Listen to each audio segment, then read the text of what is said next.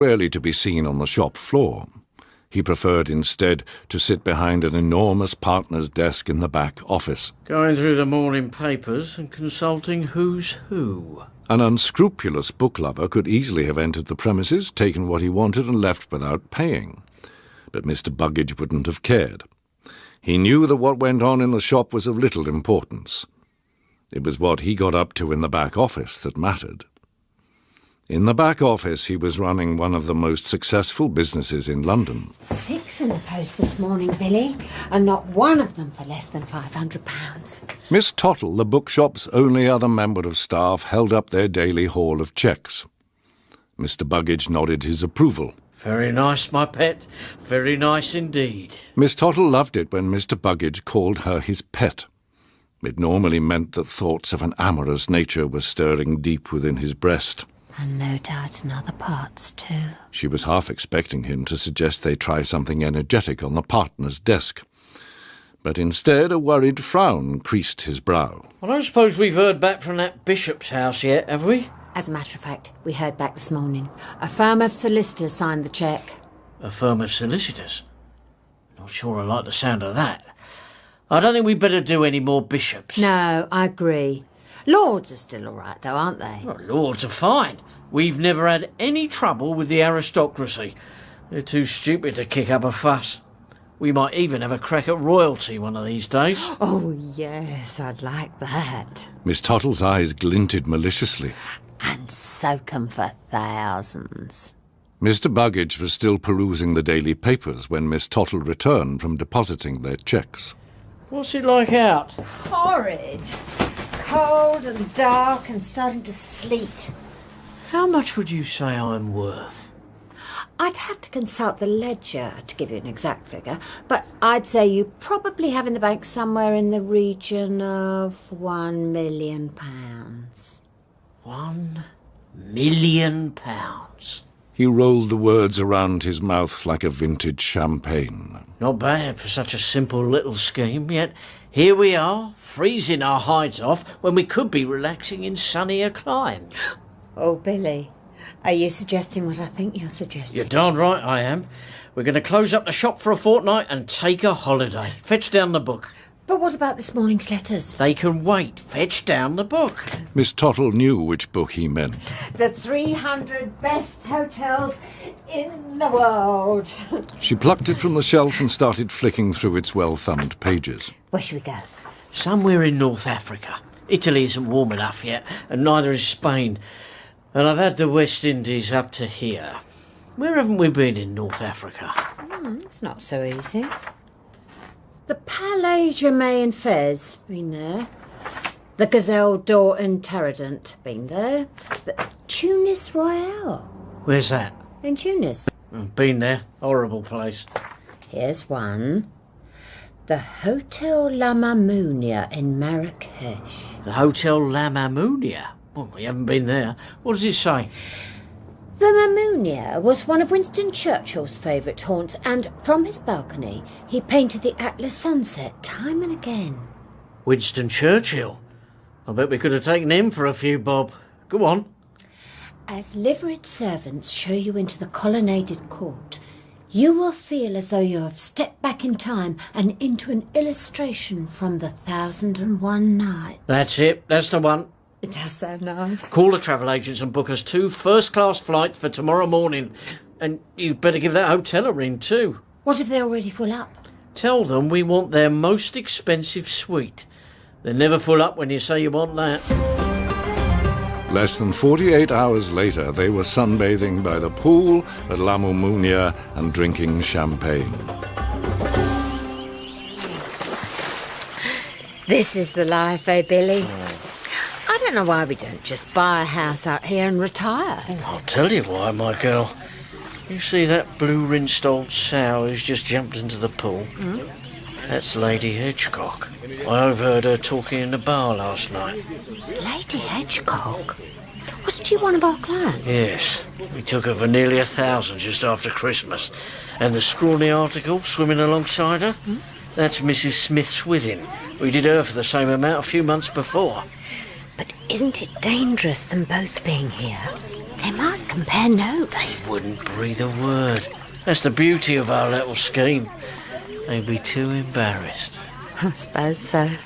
I know I would. Don't they look stupid? Smug and complacent too. The world is full of rich twits like them, and sooner or later, we're going to make money from them all. Retire? He swallowed down the last of his champagne with a single gulp. Not on your life. Once they'd had enough sun, they went through to the dining room and ordered some lobster. After lunch, we'll go up to our room and take a little nap. And then I thought we might do some letters. But, Billy, we're meant to be on holiday. I know, but seeing Lady Hedgecock just now set me thinking. Why should we let 1,000 a day slip through our fingers for the sake of a little work? We haven't got any newspapers for a start. We can't do letters without newspapers. The hotel hasn't flown in from London. I picked some up this morning. They said they'll lend us a typewriter too. And they've got a copy of Who's Who we can borrow. And our special-headed notepaper. They can't lend us that. I brought some with me. Whole box full, in fact, just to be safe. Miss Tottle wasn't entirely satisfied with this sudden turn of events, but as she'd run out of objections, she gave in with a resigned little shrug. Oh, very well then. We'll do some letters. But can't we at least finish our lobster before we start going through the Telegraph and Times? It's, a notorious aphrodisiac, you know. What? Going through the Telegraph and Times? No, lobster. It's famous for its stimulating properties. Aren't you thinking of oysters? Yeah, oysters are good too, but if you want to get a man's juices flowing, you can't do better than lobster. Really? Is that a fact? She thought for a moment, then beckoned over a waiter. Let's have some more.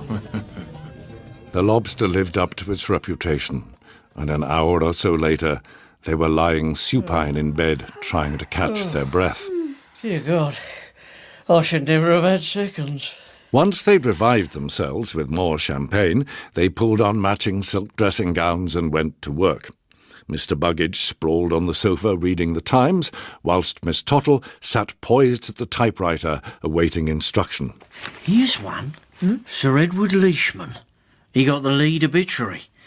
A once famous captain of industry, it says. Nice. Is the wife still alive? Yes. He leaves behind a widow and 3 adult sons. Let's look him up.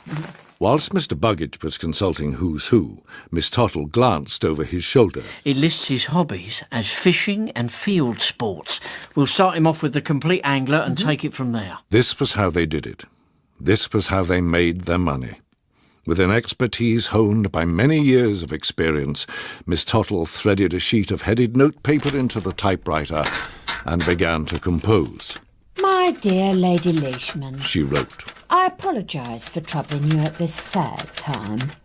Your husband was one of our most valued customers and a regular visitor to our shop. Were he not lying under 6 feet of soil, Sir Edward would have been very surprised to hear about that. He often bought books from us on account and always settled his bills promptly and reliably. His interests were wide and varied, and many of the volumes he required were rare and difficult to obtain. Miss Tottle smirked to herself as she typed out those words and sniggered. Unfortunately, at the time of his passing, he had yet to pay us for his most recent purchases. Discretion has always been our watchword, and I am confident, therefore, that you will wish to deal with the enclosed invoice before further action becomes necessary. She threaded a second sheet of paper into the typewriter. The Complete Angler by Isaac Walton. First edition. Some markings, but otherwise good. £420. So far, so simple. A grieving widow with things on her mind might very well settle such a bill without further inquiry. Equally, however, she might very well not. It was what happened next that ensured her compliance. Orgies.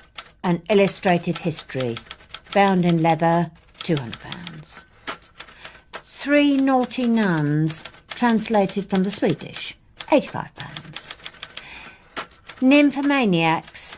Do they exist and where can you find them? Some evidence of rubbing, £100. Say banned in this country, imported from France, and make it 150. And so it went on. The psychology behind it was basic enough. Most women knew that their husbands weren't saints, and many knew that they were very dirty dogs indeed. Which of them, with a funeral imminent, wouldn't prefer to pay up and get the whole sordid business out of the way, rather than face the humiliation of lengthy and quite possibly public legal proceedings? The bride wore latex, foxed in various places. £85. More widows than he cared to remember had received a letter from Mr. Buggage over the years, and with very few exceptions, each one had sent back a cheque. It was simply amazing how smoothly the whole thing had gone. How much are we up to? 940. Good. Stick in the swingers directory and make it £1,000. After 2 weeks of lobster-fuelled fun, Mr. Buggage and Miss Tottle returned to London. New leaves appeared on the trees outside their shop in the Charing Cross Road, but they took little notice as they resumed their daily practice of scouring the obituary columns and sending out letters. Cheques continued to arrive in every post, Lady Leishman's paid up in full. and Mr. Buggage was entirely confident that his bank balance would go on expanding forever. But then, one crisp April morning... Excuse me. Are you Mr. Buggage? Oi! You can't come back here. If you want to buy a book, Miss Tottle will see to you out in the shop. Yes. I don't want to buy a book. I take it you're the proprietor. Maybe I am, and maybe I'm not. Mother, he's in here. They were joined by a small, grey-haired old lady. How do you do, Mr. Buggage? I'm the wife of the late Eric Northcote. You knew him, I think. Did I? That's what it says in the letter you sent. Oh, that Eric Northcote. I remember. He used to come in all the time, didn't he, Miss Tottle? Yes, Mr. Buggage. Oh, it's odd. He never mentioned you. But then again, I suppose that's hardly surprising. Did you really sell him a copy of The Fine Art of Flogging? You know how it is. Boys will be boys. He couldn't wait to get his hands on it, could he, Miss Tottle? No, Mr. Buggage. He was practically drooling. And The Kiss of the Whip? And Spank Me, M'lady? Did he purchase those too? If that's what it says on the invoice, then that's what he did. You're lying, Mr. Buggage. I know you are. He went over to the door and beckoned. 2 men came in. Policemen. Here, hang on a minute. What's all this? I imagine these gentlemen will want to ask you a few questions, Mr. Buggage. You see, my husband couldn't possibly have done what you said. He was trapped in a fire a long time ago. She paused for a moment, her face filled with pain. And for the rest of his life, he was totally blind. Heat exhausting. As he parked his car outside the bungalow he shared with Harry Pope, one of his fellow planters, he decided that it wasn't too late for a bath. A bath, a good slug of gin and a cigarette out on the veranda. Perfect. Before he filled the tub, he looked in on his housemate. Harry, you all right, old man? Only your light's still on. Timber! Oh, thank God. Come in. Harry was lying motionless on his bed, half covered with a sheet. He was perspiring heavily, and the pillow behind him was saturated. Take off your shoes first, though. What? Your shoes. Take them off. Timber did as he was told. Harry was clearly unwell, and it seemed best to humour him. That's it. Now come over here. As quietly as you can. And for pity's sake, don't touch the bed. What is it, old man? What's happened? A grate. Right. Timber took an involuntary step backwards. He knew that of all the snakes native to India, the krite was the most deadly. Where did it bite you and when? Haven't been bitten. Not yet. It's lying on my stomach under the sheet. Asleep. On your stomach? Are you sure? Don't be a fool, of course I'm sure. I was in bed reading, felt something on my chest, sort of tickling. Looked down and saw it, small but unmistakable. A krite. Oh, my God. Knew I mustn't move. Hoped it would crawl over the top of the sheet, but there was a fold. Went under instead. Harry's eyes moved down slowly to where the sheet covered his stomach. He was making sure that his whispers hadn't disturbed the thing that lay there. I could feel it moving about on my belly. Then it stopped. And now it's lying there in the warmth, sleeping. I've been waiting for you ever since. Waiting for how long? I don't know. Hours, probably. Oh, I can't keep still much longer. I need to cough. Listen, Harry. Timber licked his lips. They were dry as dust. Don't move unless you have to, and don't talk either. I'm going to gently pull back the sheet and take a look at it. No, mustn't. Why not? It's dark under there. The light would frighten it. All right, then. I'll whip back the sheet quickly and brush it off before I can strike. No, it's too risky.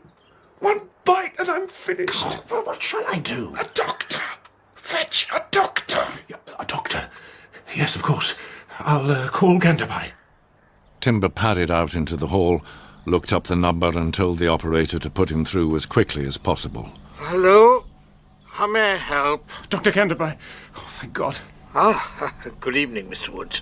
How are you? I'm fine. It's Harry Pope. Can you come over straight away? Why? What's happened? Oh, nothing, not yet, but you better bring some serum with you. Eh? For crite venom. Harry watched without expression as Timber came back into the room. Good news, old man. Ganderby's on his way.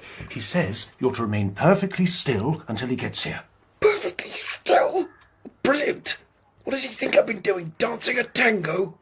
Ignoring the sarcasm, Timber took out his handkerchief and began gently mopping the sweat from his colleague's face. He didn't much like the way the muscles around Harry's mouth had started making involuntary twitches. India. I hate this bitch of a country, you know that, don't you? He didn't much like the way Harry was sounding either. She knows it too. Now she's out for revenge. When he saw the headlights of Dr. Ganderby's old Morris flooding through the window, he felt the most enormous relief. At last he could hand on the problem to somebody else. Good evening, Mr. Woods. By the time Timber got outside, Dr. Ganderby was already on the veranda. How goes it? Nothing to report so far, but Harry's becoming very agitated. I don't think he'll stay still for much longer. We must act quickly, then. Quickly, but carefully. And before Timber could utter another word, he hurried past him and went inside. Good evening, Mr. Pope. I understand you find yourself in something of a predicament. Harry didn't react as Ganderby entered the room, but his eyes followed the little physician as he walked across the floor, moving as cautiously as a prowling cat. It's important you remain calm. I'm here now, and all will be well. Silently, he placed his bag on a nearby chair and took out a hypodermic syringe and a small bottle of fluid. The first thing I must do is get some serum into you. I hope you don't mind injections. Oh, for pity's sake, get on with it. Slowly, methodically, Ganderby filled the syringe and offered it to Timber. Hold on to this until I'm ready. I need to apply a tourniquet first. He reached into his bag again and took out a length of rubber tubing. Wary at all times of touching the bed, he wound the tubing tightly round Harry's bicep and tied it in a knot. You're doing splendidly, old man. It'll all soon be over. Oh, shut up. I'm just going to swab the area with alcohol. That's it. Mr. Woods, the syringe, if you please. He took it and held it up to the light, squinting at the calibrations and making tiny adjustments. Then, when he was satisfied, he laid it gently against the bulging blue vein of Harry's forearm. I'm going to inject you now. You'll feel a slight pricking sensation, but try not to flinch. Don't tighten your stomach muscles either. Let them go limp. The room was stifling, and Timber felt sweat stinging his eyes as he watched in silence, scarcely daring to breathe. Harry was perspiring heavily too, and he winced a little as the needle went in. There we are. All done. Ganderby slowly withdrew the needle and untied the tourniquet. Now, it doesn't matter if you're bitten. Don't move, though. Please, don't move. I shall be back in a moment. He picked up his bag and walked softly to the door. As he passed Timber, he nodded at him to follow. Well, is he safe? Unfortunately, no. What about the serum? Isn't it any good? It might save him, it might not. It's unreliable. But please understand, the kite is possibly the most poisonous snake in the world. Its venom is 12 times more powerful than that of the cobra. 12 times? Really? It attacks the nervous system and paralyzes the muscles until the victim is unable to breathe and suffocates. That is not what makes the kite so deadly, though. It's the bite. The bite? Yes. It's almost entirely painless, you see. Many people die in their sleep without even realizing they've been bitten. Oh, poor Harry. What are we going to do? I'm thinking. He stood for a moment, gnawing his lip. Perhaps Yes. we could try to anesthetize the creature where it lies. That's a wonderful idea. I'm not so sure. Snakes are cold-blooded. Anesthetics don't work quickly or well on such animals. It's got to be worth a shot, surely. What will you use? Ether, perhaps, or chloroform. Yes. Drive to my house as fast as you can. I will call ahead and tell my wife to unlock the poisons cupboard. Right. I'll, just fetch my shoes. There isn't time. Go as you are. I'll stay here. He glanced nervously at the door to Harry's bedroom. In case something happens. In less than 15 minutes, Timber was back. He held in his hands a large, clear bottle with a big orange label. It's all right, old man. Soon be fixed up now. Harry glared at him from the bed. His eyes had become very bloodshot, and his skin was waxy and pale. As I have explained, Mr. Pope, I'm going to soak your mattress with chloroform. It will feel very cold, but you mustn't move or react in any way. Do you understand? Of course I understand. Not a bloody idiot. Just do it. Dr. Ganderby squatted beside the bed. Slowly, oh so slowly, he lifted an edge of the sheet. With his other hand, he picked up the thin rubber tube he'd used as a tourniquet and began threading it through the opening. He was so delicate and subtle that the tube didn't appear to move, but gradually the visible part of it grew shorter. That's it. That's as far as I dare go. Perhaps you'd be good enough to open the chloroform, Mr. Woods. Timber gently eased the ground glass stopper from the bottle. The pungent smell of the chloroform immediately brought back unpleasant childhood memories. Oh, hospitals and waiting rooms and trips to the dentist. Try not to breathe too deeply, Mr. Woods. Timber looked up. Dr. Ganderby was attaching a small paper funnel to the end of the tube. It is, after all, the snake that we wish to anesthetize. Are you ready? I think so. Good. I will hold the funnel in place. You do the pouring. Timber walked gingerly over to where Dr. Ganderby was crouching and, trying not to tremble, tilted the bottle. The chloroform trickled down into the funnel and along through the tubing, giving off thick clouds of vapour. More, please. More. Only when the bottle was all but empty did Ganderby indicate that Timber should stop. Excellent. The kite's probably done for already. But we'll give it 15 minutes, just to make sure. What if it's already done for? Why don't you look? Please, Mr. Pope. 15 minutes. For the next quarter of an hour, Dr. Ganderby stood by the bed, keeping Harry transfixed with his eyes. Now, listen here. He seemed to be saying. You are not going to spoil this, do you hear me? You're going to stay just where you are. Perfectly still. The stench of the chloroform made Timber feel sick, but he neither spoke nor moved until, at length, Ganderby nodded his head. It was time to proceed. Go round to the other side of the bed. We'll take one edge of the sheet each and draw it back together. But slowly, please, and quietly. Inch by inch they dragged it back, each man holding his breath. The whole of Harry's chest became visible first, but when they exposed his stomach, Timber gasped. It isn't there. What? The kite, it isn't there. What are you talking about? It must be. Please, Mr. Pope, be careful. It could be anywhere. Anywhere? Before they could prevent him, Harry leapt up, stood on the mattress, and began violently kicking at the pillows and sheet. Ganderby assumed he was bitten and was reaching for his scalpel when Harry suddenly stopped his caperings. You're right. It's gone. The damn thing's not there. You are, of course, perfectly certain that you saw it in the first place? What? You don't think perhaps that you might have dreamt it? Dreamt it?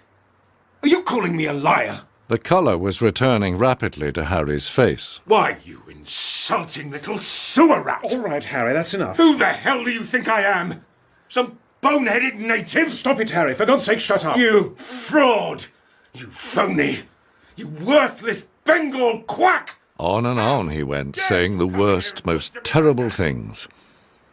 Timber turned to apologise, but quietly and with dignity. Dr. Ganderby had already left. Wait! Please! Just a moment. By the time Timber caught up with him, he was unlocking his car. I'm sorry. You did the most wonderful job. You really did. Thank you, Mr. Woods. You mustn't take any notice of Harry. He was just frightened, that's all. He didn't mean the things he said. Oh, I rather think he did. As even a worthless Bengal quack could tell you, Mr. Woods. He turned for a moment and gave a sad little smile. There are more poisonous things to be found in the world than snakes. Butterfly collector, when his wife put down her embroidery. What time are the Snapes coming? I'm sorry, dear? The Snapes, Henry and Sally. When are they coming? Well, I'm not sure. Around 6-ish, I think. No doubt they'll spend the entire weekend kissing and cuddling and making sheep's eyes at one another. It's positively indecent the way they both carry on. Well, they're just young, dear. Young and in love. That's no excuse. You wouldn't dream of cuddling me in public, would you, Arthur? No, dear. No, of course not. He shuddered slightly at the thought of it. But if you disapprove of them so much, why on earth did you invite them down in the first place? You know why? For bridge. They both play an absolutely first-class game, and for a very decent stake. She fixed him with a stare that could freeze molten lead. I'm sick and tired of having to play with rabbits all the time. Arthur tried retreating back behind his magazine, but he could feel his wife's eyes boring through the pages, so he got up and went to the window. Oh, it's a lovely day, isn't it, Pamela? As he looked out, he wished for a moment that he was one of the butterflies he so much admired. Flitting delicately from flower to flower, happy and peaceful, and free from care. Arthur? Yes, dear? Come over here. Ah, well, back to reality. I've just had the most marvellous idea. Do you want to have a little fun tonight? A little fun? Yes, with the Snapes. I've been sitting here thinking about how awful they are.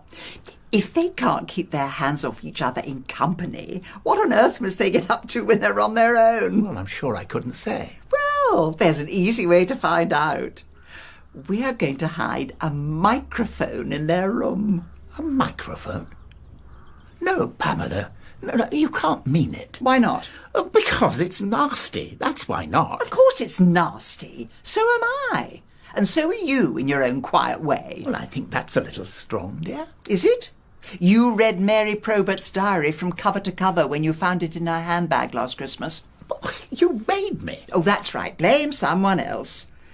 It's a good thing you are no saint. I couldn't possibly stay married to a man who was nicer than I am.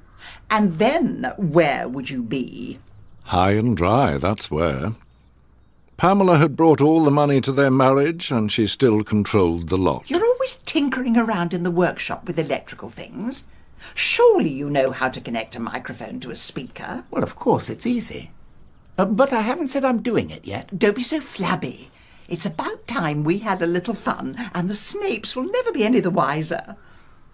I'll have to think it over. There isn't time. They're due here at 6. You said so yourself. Go on, Arthur. And he waved him away like a monarch dismissing a flunky. Get to work. The secret of surviving marriage to Pamela, Arthur had discovered, was seeing as little of her as possible. Whilst butterfly collecting kept him out of harm's way most of the time, he liked every now and then to try his hand at something else. And his most recent something else had been ham radio. Now, where on earth did I store that cabling? After rummaging around in the workshop cupboard for a while, he took out a microphone, a speaker, and 50 yards of wire. As he placed them into a cardboard box, he felt, to his surprise, a little stab of excitement. It was nothing major, of course. Just the sort of tingling sensation I get when I check the value of Pamela's shares. But he had to concede it was there nonetheless. Well, have you finished yet? Arthur was on his knees in the spare bedroom, rolling back the carpet when Pamela came to inspect his work. Almost. I'm just trying to hide the wire. Where have you put the microphone? Well, inside the sofa opposite the bed. We don't want the snapes stumbling on it by accident, do we? And the speaker? Arthur glanced up at her. She was more than a foot taller than he was, and from his position down by the wainscot, he found her more than usually intimidating. Well, in our room, of course. Why don't you go and try it? Pamela found the speaker standing on her dressing table, looking for all the world like a harmless radio set. She made herself comfortable in front of it, and, as per Arthur's instructions, switched it on. Testing. 1, 2, 3. Are you receiving me? Yes, Arthur, loud and clear. She suddenly realized that, although she could hear him, he couldn't hear her. It occurred to her briefly that she ought to go and congratulate him on a job well done, but she wasn't much given to praise, so she decided against it. Pamela! Arthur's voice crackled through the speaker again, this time with a slight edge of panic. I think I can hear the Snape's car coming up the drive. I haven't finished secreting the wires yet. You'd better go and distract them. When he'd finished, Arthur tidied himself up and went downstairs to the living room. He found Pamela mixing cocktails. So the invisible man appears at last. Aren't you going to apologise to our guests, Arthur? Oh, yes, dear, of course. He turned to the sofa where the Snapes were sitting. I'm very sorry I wasn't here to greet you when you arrived. Oh, don't be silly, Mr. Beecham. Sally Snape treated him to a winning little smile. Your wife told us what you've been doing. Arthur felt the blood drain from his face. Surely Pamela hadn't betrayed him for her own cruel amusement. And we want you to know we don't mind in the least, do we, Henry? No, darling, of course not. In fact, if anything, we both think it sounds rather stimulating. What sounds rather stimulating? Collecting butterflies, of course. I told the Snapes you were busy sticking pins into red admirals, or whatever it is you do. Oh, I see. Oh, thank you, dear. Once the drinks had been distributed, they began talking. Henry had his arm around his wife's shoulder, and every now and then he squeezed her and gave her a little kiss. Oh, Henry. Pamela would normally have pursed her lips and scowled at such unseemly behaviour, but instead she just smiled indulgently and gave her husband a knowing wink. It's quite an unusual name. Snape, yes. Do you know, when I was at school, they all used to call me Skirvix. Can you guess why, Mr. Beecham? I'm sorry? Arthur suddenly noticed that Henry had been addressing him. The boys at school. They all called me Skirvix. Can you guess why? Well, I'm sure I couldn't say. Because curvix is the Latin for nape. S. curvix, S. nape. Snape! Ah, yes, of course, I see it now. He didn't. Which school were you at, Henry? Eton. Eton, really? I hadn't realised you were an old Etonian. There's no reason why you should, Mrs. Beecham. Oh, please, call me Pamela. Now that Henry had risen in her estimation, Pamela was willing to talk to him. So Arthur turned his attention to Sally. I'm very much looking forward to our game of bridge later tonight. Thank you, so am I. You're both awfully good, you know. What's your secret? Practice. Practice, practice, practice. We play almost every night, don't we, Henry? Yes, darling, and not just at bridge. Another hug and a kiss from Henry. Another smile and a wink from Pamela. Have you ever played in any championships? Not yet. Henry wants us to, though. But it's such terribly hard work to reach that standard. A sudden weariness seemed to come over her. Such terribly, terribly hard work. After dinner, they returned to the living room and began their game. 4 no trumps. No bid. 5 diamonds. No bid. 6 hearts. No bid. Perhaps because they had other things on their minds, Pamela and Arthur were both below form, and the Snapes got the better of them time and again. 1 small slab. Bid and made. Game and rubber. Well done, Henry.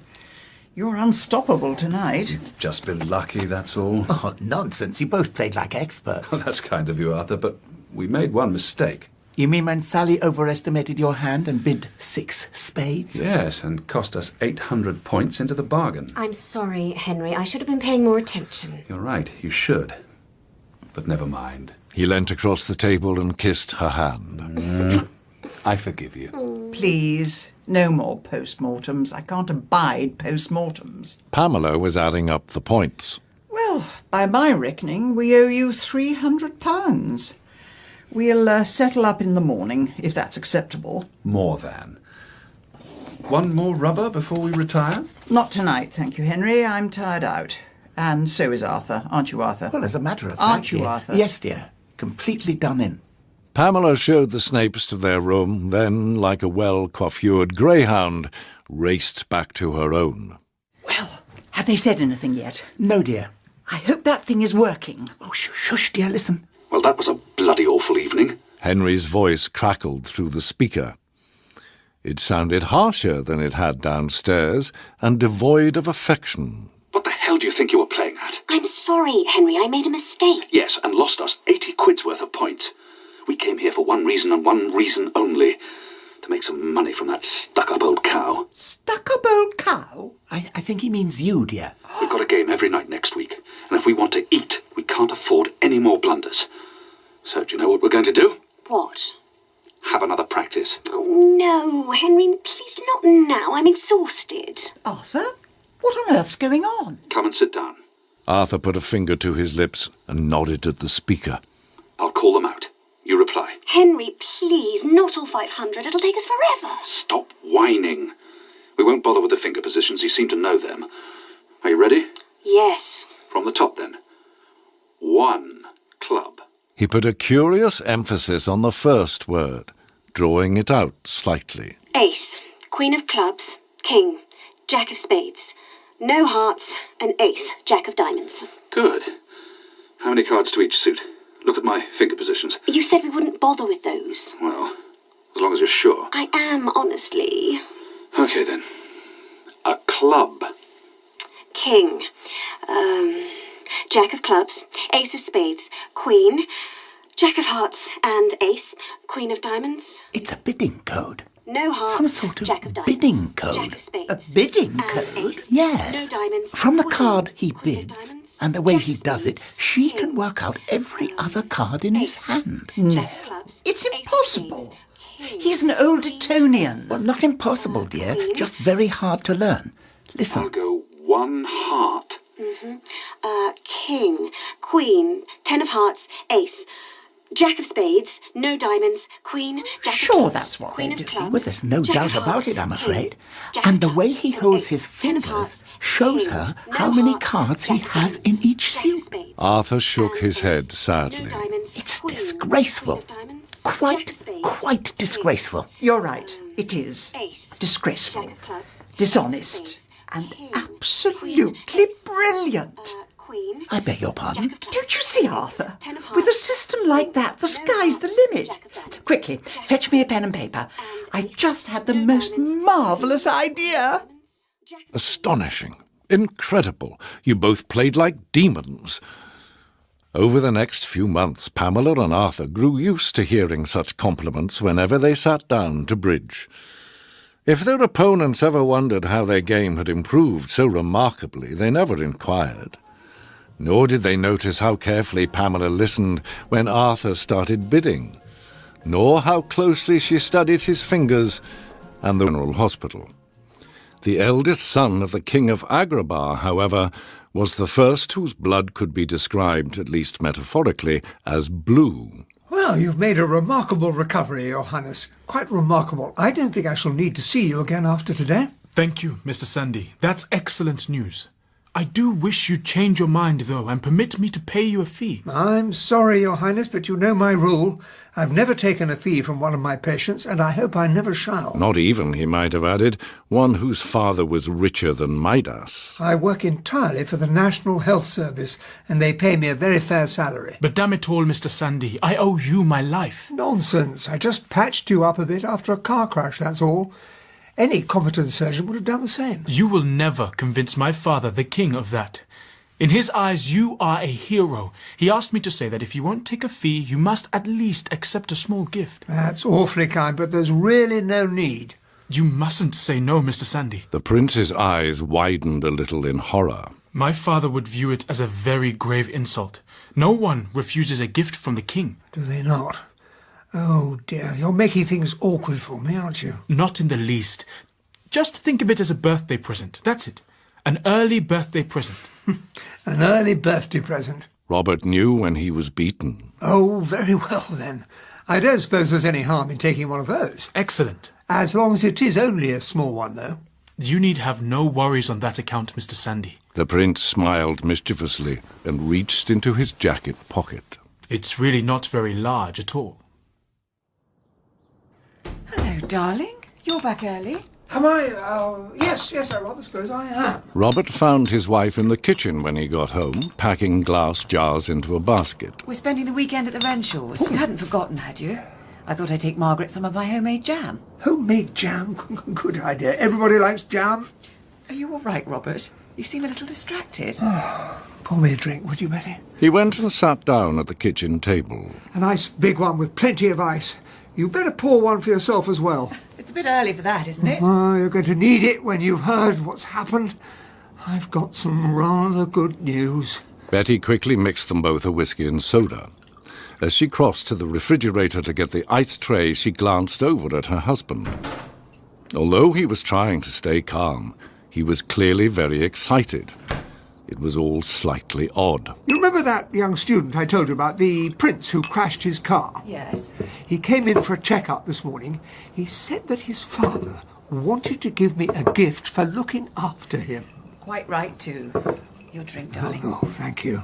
So what did he get you? A nice case of wine? No, that's what I was expecting. But no, he was altogether more generous. He took a small leather pouch out of his jacket and with his long, delicate surgeon's fingers pulled back the drawstring and placed the contents on the kitchen table. Robert, no. It can't be. But it was. The king had given Robert a diamond, a small but perfect, utterly ravishing, pure white diamond. I popped into Harry Gold's on my way home. You know, the jewellers on the high. I thought poor old Harry was going to have a heart attack when he first saw it. He said he'd never seen one quite so flawless. It's beautiful. Absolutely beautiful. No, hold it up to the light. That's it. Can you see the faintest trace of blue? All the best white diamonds have it. They're known as D-types in the trade. Robert was enjoying showing off his newly acquired knowledge. Ours is called a pear shape. Round at the top but tapering to a needle-sharp point at the bottom. It must be worth a fortune. Have a guess. Go on, I dare you. I don't know. At least 10,000. And the rest? You mean more? Considerably more. Harry said that if it went to auction, it should fetch at least £1 million. £1 million? You're joking. And that's a conservative estimate. £1 million? Just think what we could do with all that money. Are we allowed to sell it, though? Or would the king be dreadfully offended? We can do whatever we want with it. The prince said so this morning. It's ours now. Oh, imagine it, Robert. We could get Diana out of that horrid little flat. Yes, and into a brand new house. And we could pay for John to finish his medical studies. Almost uniquely for a surgeon, Robert had never much cared about money. Now that he had some, though, he found he rather enjoyed planning how to spend it. And what about that holiday we always promised ourselves? For more than an hour, they planned their itinerary. The Terracotta Army. Then Betty suddenly glanced at the clock. Look at the time. I told the Renshaws we'd be there by 7. Well, we'd better get a move on then. I'll go and get changed. But what about the diamond? What are you going to do with it? Well, I don't know. Take it with me, I suppose. Take it with you? Don't be silly, darling. You wouldn't relax for a moment. You must go straight to the bank and lock it in a safe deposit box. But it's Friday evening. The banks won't be open again until Monday morning. Damn, I'd forgotten that. We'll just have to hide it then, here in the house. But where in the house? Where could they hide £1 million diamond? In the teapot, perhaps? Too obvious. The first place a burglar would think to look. Or under the mattress? Even worse. Or, but yeah, why don't we bury it in the potted azalea? That was better, but no, the pot could get knocked over, exposing its precious contents. In the end, it was Betty who came up with the perfect solution. I know what we'll do. We'll hide it in the ice tray. The ice tray? Why not? We'll put it in one of the empty compartments, cover it with water, pop it back in the fridge, and in an hour or so it'll be frozen inside an ice cube and impossible to see. Oh, that is a wonderful idea. You are a genius, darling. A sheer, unadulterated genius. And he leapt up from his chair and gave her a kiss. Come on, let's do it at once. Before they left home, they returned to the kitchen and took the ice tray out of the refrigerator. Look at that. Frozen already. Robert marvelled again at his wife's ingenuity. Encased inside the cloudiness of an ice cube, the diamond was, to all intents and purposes, completely invisible. Do you think we ought to tell the Renshaws about our good fortune? Best not. It's such a fantastic story, and you know how loose-lipped Margaret can be. We wouldn't want it getting into the papers, would we? No. Robert nodded his agreement, and with a last lingering look, returned the ice tray to the refrigerator. I don't suppose we would. Robert and Betty enjoyed a perfectly pleasant weekend at the Renshaws. They had forgotten, though, that their hosts were vegetarians, and by the time they got back, they were longing for meat. You take up the luggage. Right. I'll go and make us both a nice bacon sandwich. Lovely. Betty went through to the kitchen, turned on the light, and almost at once she started to scream. Oh, my God, no! By the time Robert reached her, his wife was in tears. Oh, look, Robert. Look what they've done. The kitchen had been wrecked, totally wrecked. There were broken jars and bottles everywhere. Food had been smeared all over the walls and trampled into a disgusting mush on the floor. And in the centre of the kitchen table stood every bottle of alcohol in the house, all of them empty and some of them smashed. You wait here. I'll check the other rooms. When he came back, his expression was grim. Same story, I'm afraid. They've torn apart the entire place. Oh, no. The refrigerator door was hanging half open. Its contents had been pulled out and ground underfoot with the rest of the goo. Even the plastic shells had been added to the thick layer of slush, and the ice tray had been snapped in half and thrown aside. Oh, Robert. Do you think they found our diamond? Huh? What, hidden inside an ice cube? I shouldn't have thought so. I expect we'll discover it under all that muck on the floor. Well, I'm not going down on my hands and knees to look for it. I feel sick. Physically sick. I know, darling, so do I. Now, we'd better call the police. Yobbos. Hooligans. Street trash. That's who vandalised your house. The police sent round a short, stocky detective inspector with a thick black moustache. See, they look for somewhere empty, and when they find it, they smash their way in. Tell me, was there much booze on the premises? Oh, the usual. Whiskey, vodka, a few cans of beer. Ah, they'll have polished a lot off, then gone on the rampage. Drink and destruction. That's all thugs like them care about. They weren't thieves, then? You don't think they've stolen our diamond? No. No, I'd wager a month's salary that it's still here somewhere. Under all the mess. Don't worry, Mrs. Sandy. He smiled tightly and snapped shut his notebook. You'll get it back. Robert returned to work the following day. There was nothing more he could do at home, and he needed some distraction. He removed a non-malignant growth from an old man's prostate, then went through to the surgeon's restroom to telephone his wife. Any more news on the diamond? Well, the police came back again and conducted another search, but they still couldn't find it. Oh, dear. It looks like those vandals took it after all. They must have spotted it when the ice cube thawed. Just then, a jolly young registrar named Haddock poked his head round the door. Sorry to interrupt you, Mr. Sandy, but they've just brought down the small intestine. No, don't worry, I'm on my way. Haddock smiled and nodded and went to scrub up. Listen, darling, I'm due back in theatre, but before I go, I want you to promise me one thing. You won't let all this get you down. I'll do my best, Robert. But it won't be easy. Of course it won't. But there's no point in crying over spilt milk, is there? We just had some very bad luck. Yes, I know. £1 million worth. Robert's next patient was a 17-year-old with a piece of bone lodged somewhere in his small intestine. With Haddock's help, Robert opened him up, gently lifted out a section of his gut, and began feeling along it with his fingers. I expect it's just a fragment of chicken bone, very routine stuff. As they worked, they discussed some of the incredible things they'd found inside patients' bodies. Haddock trotted out a well-rehearsed story about a light bulb and a classics don, but Robert was easily able to top it. I once saw a dozen tiny live fish in a travel writer's bladder. Oh, come on. You're pulling my leg. No, ask Brian Goff if you don't believe me.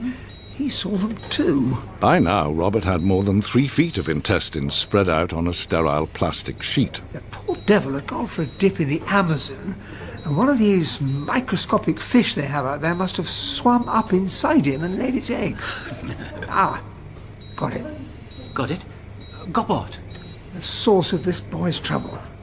Here, feel for yourself. Haddock took the pale grey piece of intestine between his fingers and gently pressed. If you look carefully, you can see where the piece of bone has punctured the mucosa. It's already inflamed. Yes. Robert made a small incision and, using a pair of forceps, probed down until he found the offending object. He brought it out and dropped it into a small stainless steel bowl. It was covered in brown gunge. Chicken bone. Must be.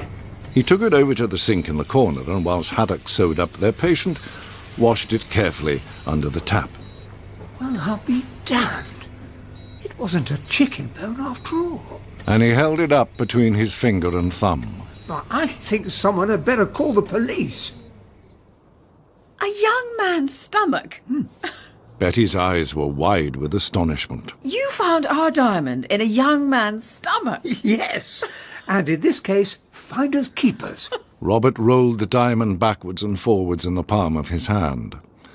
Despite where it had been, he still found it lovely. He must have swallowed it the other day when he ransacked our house. But, Robert, I don't understand. How could anyone swallow a diamond and not even notice? Well, that, my darling, is for the police to find out. But the next time he breaks into somebody's property and drinks all their booze, I think I can promise one thing. And he glanced briefly at the refrigerator and smiled. He won't want to add any ice. His source of income, and he seemed to derive great satisfaction from managing them. It came as something of a shock to his wife, therefore, when he arrived home one afternoon and made an announcement. I'm selling up. Selling up? Yes, my love. But you can't. You're the sausage king of the north. Thank you, my love. But sausage making doesn't thrill me the way it once did, and a rival firm has made me a very tempting offer. Really? Mrs. Cleaver looked at her husband steadily. How tempting. Mr. Cleaver poured her a stiff drink and told her. Tell me that again. I thought you said... I did, my love. But just to be sure, he told her again anyway. But, George, that's a fortune. I know. With that sort of money, we'll be set up for life. But what on earth will we do with ourselves once we've got it all? What we've always dreamed of, my love. Mr. Cleaver grinned at her. Enter society. The Cleavers decided that society was best entered from London, so they sold their existing property and bought an elegant townhouse in Chelsea. They also acquired a French chef called Monsieur Estragon and a butler called Tibbs. And then, to announce their arrival, they held a dinner party. Lord and Lady Dungeness. How do, your lordship? Welcome to my humble abode. Thank you, Cleaver. How do you fancy a cocktail? Mr. Cleaver had worried at first that some of his more notable neighbours would refuse his invitation. But Tibbs assured him that even the most distinguished people could rarely resist the prospect of a free meal. The Honourable Orlando Spratt and his... Say niece. And his niece. By the time Tibbs announced the last of his guests, The Right Reverend Dr. Fitzherbert and Mrs. Fitzherbert. Mr. Cleaver was glowing with satisfaction. This was, without doubt, going to be the best night of his life. That was, without doubt, the worst night of my life. I'm very sorry to hear it, sir. The next morning, Mr. Cleaver summoned the butler to his study. I simply can't understand it. The food was terrific, and so was the service. Thank you, sir. But the whole thing was embarrassing. There was no spark, no life, no, well... Animation? Precisely. Why did no one loosen up and let themselves go? I'm sure I couldn't say, sir. Although... Yes? Forgive me, sir. It's not my place to comment. Not your place? What the heck do you think I'm paying you for? Come on, Tibbs. Spit it out. I hope you'll excuse my impertinence, sir, but I think I may be able to identify the source of the problem. Go on.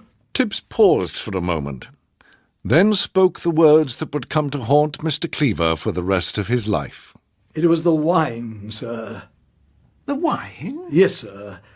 As you say, Monsieur Estragon provided superb food, but superb food should be accompanied by superb wine, and you served your guests a cheap and rather odious Spanish red.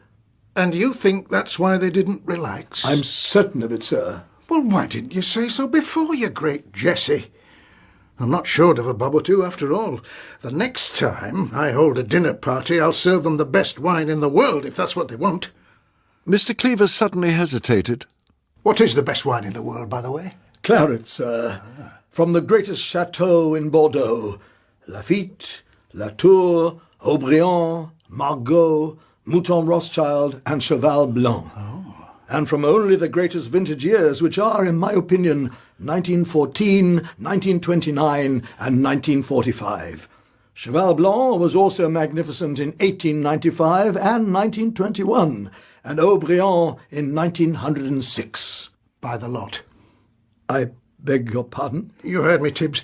Fill the cellar with them from top to bottom.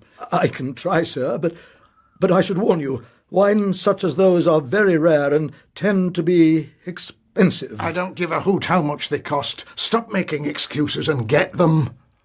This proved easier said than done. Tibbs telephoned every wine merchant he knew, but their response was always the same. Did they have any 1895s? No. Or 1914s?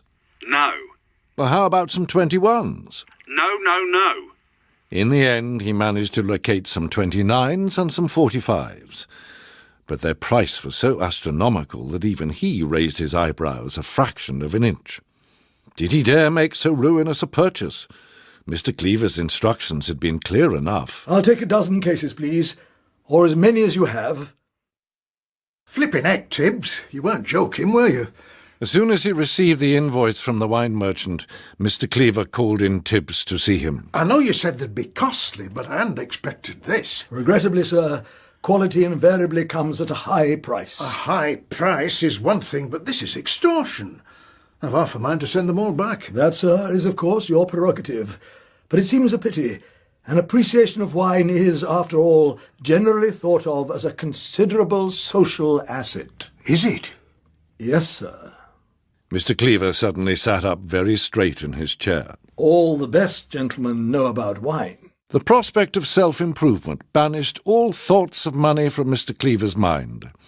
Instead, he set out to learn all he could about wine, and Tibbs was appointed his teacher. The first thing you do is sniff the wine long and hard. That's it, sir. Put your nose right inside the glass. Now, if you would, describe to me the aroma. Well, I don't know. It just smells like wine. Concentrate on the bouquet, Mr. Cleaver. Mm-hmm. Are you quite sure that you can't perhaps detect a subtle hint of cherry blossom dappled by sunlight? You know, Tibbs, now that you come to mention it, I do believe I can. Excellent, sir. You clearly possess the nose of a born connoisseur. Oh, thank you, Tibbs. Try taking a mouthful. Oh. That's right. Open your lips slightly and suck in some air. Let it bubble through the wine. Roll it vigorously around your tongue, teasing your palate. And then... Mr. Cleaver. What is it, Tibbs? What's the matter? Wine, sir. You spat it into the waste paper basket. Well, you're supposed to spit it out, aren't you? I've seen it in the movies. At a tasting, yes, sir. But at a dinner party, never. Tibbs reached for the decanter. Shall we try again? And poured another glass. Did you know, my love, that although Chambertin is the best sort of Burgundy to have with game, Partridge demands a Pinot Noir? I didn't know, George, and now that I do, I don't much care. I just want to go to sleep. To the annoyance of his wife, Mr. Cleaver had taken to going to bed each night with a different book on wine. When are you planning to turn off the light? Any minute now, my love, but first, let me memorise the difference between a Premier Cru and a Grand Cru. Tibbs says that a man of taste and discrimination needs to know about such things. Tibbs, you set altogether too much store by that man. You've never much liked him, have you, my love? Now you come to mention it, no. I find him rather snooty. And of course he's snooty. Butlers are meant to be snooty. It goes with the territory. But it's entirely thanks to him that I've become such an expert. Ugh. Mrs. Cleaver grunted and turned over in bed. She knew exactly what her husband had become, and it wasn't an expert.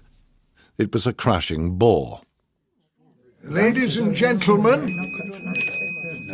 At the start of his next dinner party, Mr. Cleaver felt sufficiently emboldened to deliver a little lecture. The wine we're having tonight is a Margaux 29.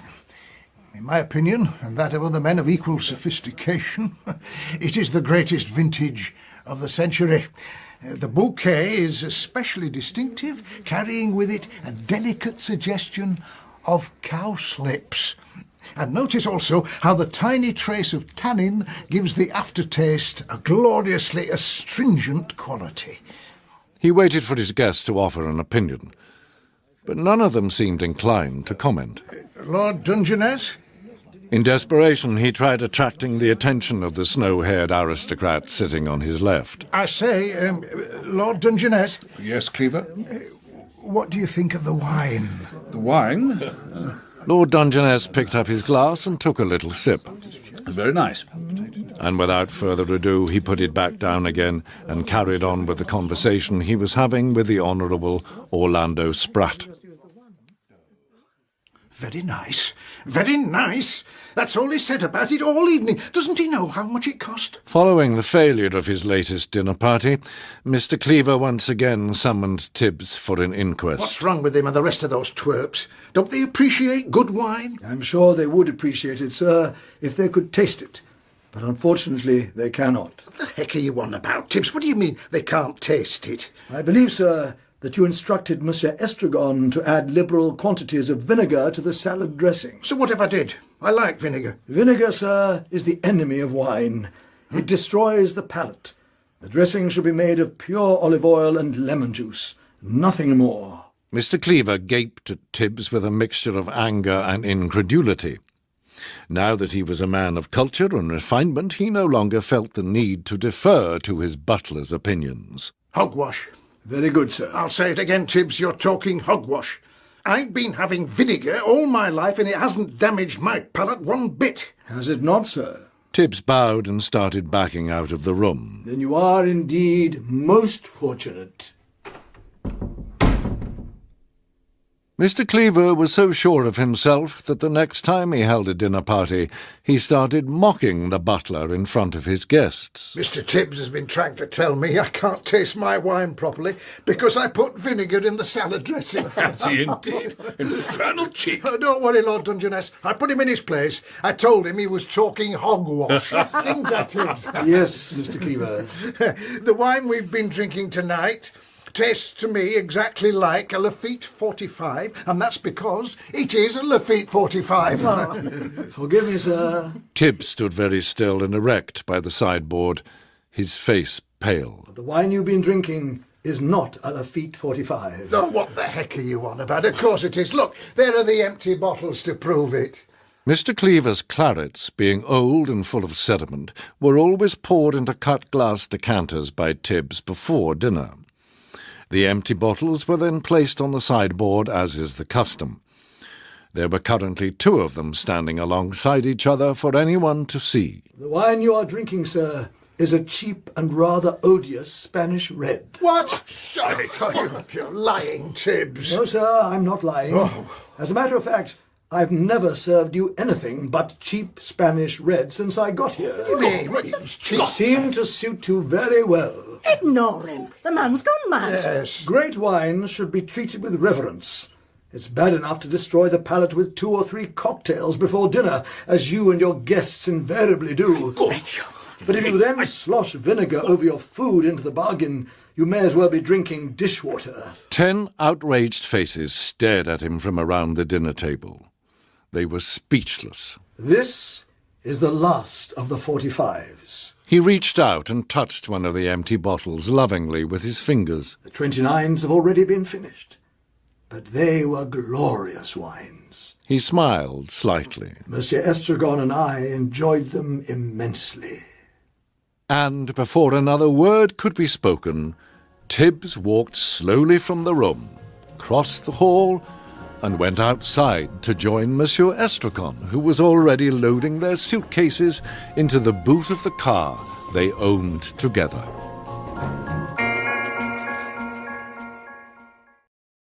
Well,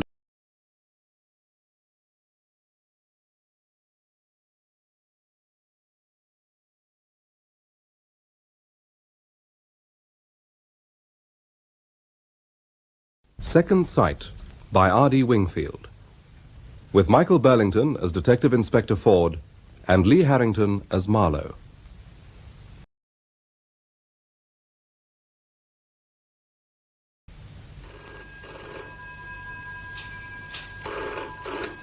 Melford, please. Huh? Well, keep looking. You must find him. The superintendent's going berserk. And I don't want excuses.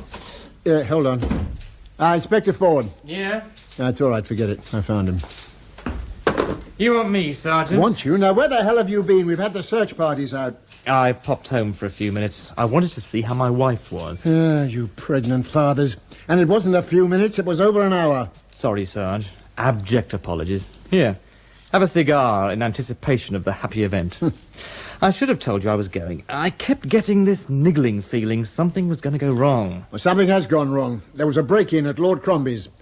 The superintendent's been on 3 times asking where the hell you were. Oh. And there's a bloke waiting to see you in your office. At 1 o'clock in the morning? Who is he? Says his name's Marlowe. Never heard of him. Who's covering the Crombie robbery? Well, as you weren't here, his lordship had to be satisfied with a mere detective sergeant. I sent young Clark. Oh, well, for a sergeant, he's capable. And he doesn't sneak home every 5 minutes to see his wife. The superintendent wants you to phone him right away. I'll do it from my office. What did you say this bloke's name was? Marlowe. Oh, by the way, he's a clairvoyant. What? I tried to get rid of him, Harry, but he insisted on waiting for you. He says he's got some vital information. Just what I need. Flaming spirit messages. Mr. Marlowe? Yes? I'm Detective Inspector Ford. Sorry you've been kept waiting. I had to go out for an important case. I'm a bit pushed for time, I'm afraid. This won't take long, Inspector. I believe I am in a position to help you. Well, any help from members of the public gratefully received, Mr. Marlowe. Cigarette? I don't, thank you. Oh, very wise, sir. Are you usually out this late? It's 1 o'clock in the morning. Well, my information couldn't wait. I'm a clairvoyant, Inspector. So I understand, sir. I have the gift of second sight. I've helped the police before. Oh, I can't recall that, sir. Oh, not here. Your colleagues at Northfields. I used to live there. A young girl was missing. I told them where to look. Very interesting, Mr. Marlowe. As far as I can recall, we've got no young girls missing in Melford at the moment. But when we do, they found the girl, I suppose? She was exactly where I said she would be. And how did you know where they should look? I can't explain. Some sixth sense, an inner voice. I just knew. Just as I know I can help you with a case you're working on. Oh, what case is this? Excuse me. I must phone my superintendent. Carry on, I'm listening. It's a case involving goods valued at many thousands of pounds. Come on, Super. Wakey, wakey. What goods are we talking about, sir? Electronic gear? No, precious metals, gold, silver, very valuable. Yeah. All in a black plastic bag. That's no good, he's not going to answer. Oh, precious metals, eh? Not one of my cases, I'm afraid, Mr. Marlowe. You've got the wrong chap. There's no mistake. It's your case. You're working on it now. And I can help you. By clairvoyancy? Yes. Well, the old sixth sense has misfired this time, sir. But if ever I am working on a case involving gold, silver and black plastic bags, you'll be the first man I'll call in. Now, if you'll excuse me... You don't believe me, do you? You think I'm a crank? Of course not, sir. Do you mind knocking? Oh, Superintendent Skinner. Yes, it's me, Ford. Oh, I'm sorry. I didn't realise you had someone with you. It's all right, Superintendent. The gentleman is just going. Thank you once again for your cooperation, Mr. You'll Marlowe. be back to me, Inspector. Before the night's out, you'll be back to me. Beware the Ides of March. Who on earth was that? A nutcase, I'm afraid, sir. I did try to phone you. Couldn't get any answer. I got fed up waiting. A personal matter, sir. If it's a personal matter, I'm not interested. In my division, Ford, you do not become involved in personal matters during duty hours. Do you understand? Perfectly, sir. Now, what do you know about this break-in at Lord Crombie's? Very little. Not surprising, since you were unavailable when it happened. Lord Crombie phoned me. Woke me from the first good night's sleep I've had for ages to complain about Detective Sergeant Clark. He's a very experienced officer. But he's only a sergeant. Lord Crombie is insisting that we send a more senior officer. As befits his own exalted status. Exactly. So I'm putting you in charge. Get over there and take over.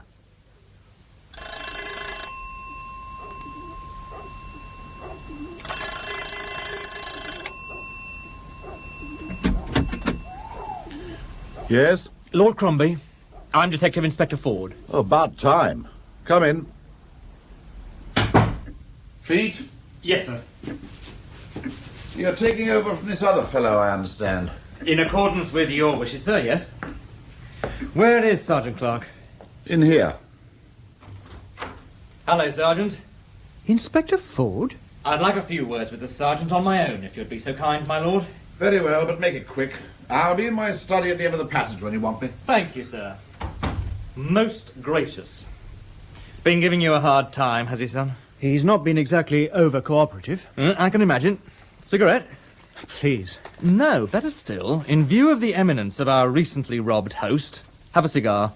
What? Thank you. Yeah, when the baby's born, remind me you've had yours. I won't forget, sir. I'm afraid I'm taking over the investigation from you, Sergeant. What? That's no reflection on you, but his lordship considers his exalted station merits someone much grander than a mere sergeant. The chief constable wasn't well, so they sent me. I see. No, you don't, son, but there you are. There's no justice. Tell me what you've got. The robbery took place here, sir, in the library. Lord Crombie sleeps directly above. About 11:30, he was woken by the sound of breaking glass. The intruders knocked over that crystal decanter. Damn clumsy of them. How did they get in? The window, cut a hole in the glass and forced the catch. Ah, yes. Neatly done. Looks almost professional. Carry on. Lord Crombie came down to investigate with a shotgun. A shotgun? What is this going to be? Shoot out at OK Corral? Well, has he got a licence for it? Yes, sir. Oh, pity. Go on. They must have heard him, because as he came through the door, they were out through that window and across the lawn. He followed them. How many of them were there? 2 men. He fired a warning shot over their heads. They stopped as if they were going to give up, but as soon as he was near them, one of them jumped him and coshed him. Knocked him out cold. When he came to, they'd gone. Logical. They'd hardly hang about. His lordship then staggered back to the house and phoned us. If he had phoned us first, instead of indulging in the Errol Flynn stuff, we might have caught them. We got the call at 11:46. I arrived shortly after. He doesn't look like a man who's been coshed to me. Has the doctor seen him? He won't have a doctor. Knocked out cold and won't have a doctor. I find that interesting. Did you examine his head to make certain he had been coshed? No, sir, but why should he lie? Well, even noble lords have been known to fake the odd robbery for the sake of the insurance money. Surely you No, don't it's just think... a possibility, my son. Yeah, what was taken? I've got the list here, sir. Some very valuable items from the Crombie family collection. Gold, silver... Gold? Silver? Do we know what they carried it off in? Black plastic bag. Good Lord. Do you believe in second sight, Sergeant? I'm not sure I know what it is, sir. We had a nutcase in the station tonight, although he doesn't seem such a nutcase now. A clairvoyant. He dropped a few hints about gold and silver. After we leave here, we'll pay him a visit. Do the servants hear anything? There's only 2 servants, husband and wife. Lord Crombie had given them a few days off to visit relatives in Birmingham. This case gets more interesting every minute. No fingerprints, the servants conveniently away, and a lump on a noble cranium that may not exist. And what's the value of the stuff they're supposed to have got away with? £25,000. You made me jump, my lord. I didn't hear you knock. I'm not in the habit of knocking at doors in my own house. How much longer are you going to be? Almost finished. I should hope so. You won't catch them by staying here. You've got a burglar alarm. Why didn't it go off? I've already told your sergeant. I stupidly forgot to set it. The servants usually do it, but they were away. It was the burglar's lucky night then, wasn't it? I take it you're insured. Of course. I see. Can you give a description of these 2 men? As I've already told your sergeant, they were in their mid-20s, medium build, longish hair, dark clothes. And that's the best description you can give us? If I could give better, I would. Oh, of course you would, sir. Would you recognize them if you saw them again? I don't know. It all happened so quickly. Oh, head still sore, sir. Let me take a look. I know a bit about first aid. Yes, there is a bump there. You sound surprised. Do I, sir? So, when am I going to get my valuables back? Difficult question, my lord. We haven't got much to go on, have we? No fingerprints. Very poor description. Perhaps I should have got their names and addresses. It would have helped, sir. But even if we do fail, you'll get the insurance money. I don't like that insinuation, Inspector. Insinuation, sir? I don't know what you mean. Come in the lounge, Inspector. I've kept the fire going. Thank you, Mr. Marlowe. It's freezing out. You keep very late hours, don't you? It's nearly 3 o'clock in the morning. I could say the same thing about you. I'm working. I'm on a case. I know. And I knew you'd be calling. That's why I've kept the fire going. I've been waiting for you. Oh? It's a robbery, isn't it? Items of precious metal. I told you about it earlier. You scoffed. Then make me eat humble pie, sir. You said you could help me. Not far from here, Inspector. I see the picture clearly in my mind. In a black, shiny bag. Buried. I can take you there. Sergeant Jarvis? Sir? Is Inspector Ford in yet? No, sir. I've been ringing his home. No reply. This really is too bad. It's nearly midday. Yes, sir. Did you know we recovered all the property stolen from Lord Crombie, sir? Yes, I've heard. But not from Inspector Ford. Find him. I want him. Yes, sir. Constable, phone Mr. Ford's home again. No, forget it. Here he is. Morning, all. Morning? We're about to have our dinner. Mr. Skinner's been screaming for you. And when I'm here, he ignores me. I've been stuck at the hospital since 4 o'clock. Oh, congratulations. What is it, boy or a girl? It's 2 broken ribs. What? I told you I had this premonition something was going to go wrong. When I staggered in this morning, I found her at the bottom of the stairs. She had tripped and fallen. Oh, no. And I dashed her off to the hospital. She's pretty badly shaken, but they don't think it's harmed the baby. Oh, thank goodness for that. Oh, yeah. Especially as I've already handed out half the cigar. Inspector, do you think you might spare me a minute in here? Sit down. Sir? You're late. I'm sorry, sir. Another personal matter. There have been far too many personal matters, Inspector, and do try and smarten yourself up. That suit looks as if you slept in it. I did sleep in it, sir. I've been at the hospital since 4 o'clock this morning. My wife had an accident. Oh. Then why didn't you say so? What happened? She tripped and fell down the stairs. Any bones broken? A couple of ribs. She's very shaken, though. Oh, well, it doesn't sound too serious. She does happen to be 9 months pregnant, sir. Pregnant? And you've never thought to tell me? With respect, Superintendent, when you took over this division last month, the point you made abundantly clear was that you weren't interested in our private lives. Only our professional ones. But there are exceptions. Now, what sort of a fool does this make me look? You should have had the decency to tell me I'm not unapproachable. At least, I hope I'm not. If I have been, I'm sorry. And I'm sorry you weren't informed earlier, sir. I haven't got a cigar on me. Oh, by the way, you've heard we recovered Lord Crombie's goodies. Yes. I understand a clairvoyant was involved. Yeah, I'm afraid so, sir. That chap in my office last night. He went into a trance and led us straight to the loot. Buried near an old log by Doggett's farm. I echo your sentiments, sir. I'm not a believer in second sight. Damn mumbo-jumbo. Pity we couldn't have recovered the stuff without it. If the press ever get hold of the story... I've warned him to keep his mouth shut, sir.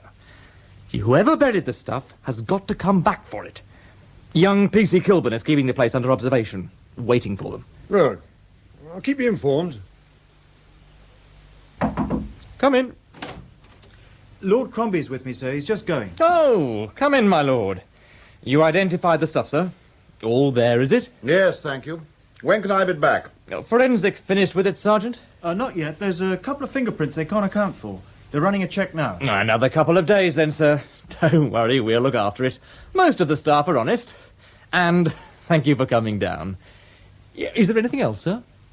Naive of me, perhaps, but I was expecting to be offered an apology. Oh, now what have you done, Sergeant? You know to what I'm referring. No disrespect, my lord, but until we've caught those responsible, I prefer to keep all my options open. Then see you catch them quickly. My guess is someone's upset him. Did you check on the all-seeing Mr. Marlowe? He's lived in the village for 3 years. Locals consider him to be a harmless crank. They say the same about me. What about this missing girl he helped find in Northfield? I've been on to Northfield CID. He told them where to look, they looked, and they found her. He'd given them plenty of tips on other cases, but this was the only one that led anywhere. I still think he's a fake. There are genuine clairvoyants, sir. If there are, I've yet to meet one.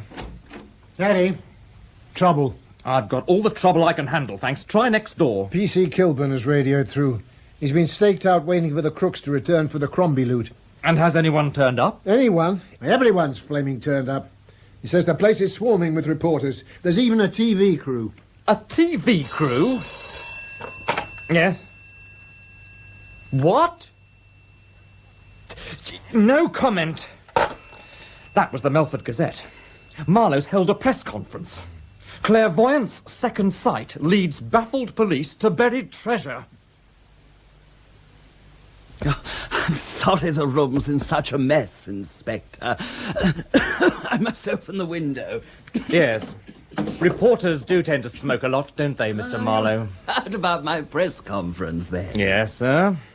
Did I, or did I not, specifically ask you not to tell anyone? What harm can it do? Publicity's good for the cause. I've had a man staked out there half the night, waiting for the crooks to come back for the loot so we could grab them. But now you've blown the whole story to the press, so we don't stand a snowball's chance in hell. I'm sorry, I didn't realise. You're not that stupid, Mr. Marlowe. Of course you realised. It was all done for the publicity, wasn't it? The whole damn thing faked for the publicity. How dare you?